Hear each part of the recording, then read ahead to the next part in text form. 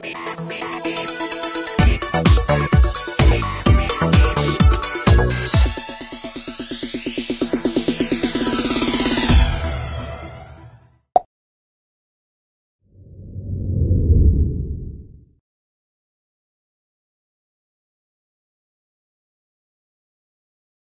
think that's a great question, and really the key with RSV is prevention.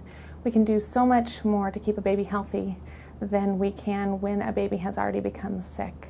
So what I would recommend for you is that you keep your baby away from strangers and away from anyone who might be ill. This likely means not going out to play groups during the winter. Make sure everyone, when they come into your house, washes their hands. If they're feeling ill, they should stay home. And if you have other children, it's a good idea to have them change their clothes once they get home from school. And when they're playing with baby or giving her loves and kisses, have them kiss on the tummy or on the feet instead of on the hands and the face.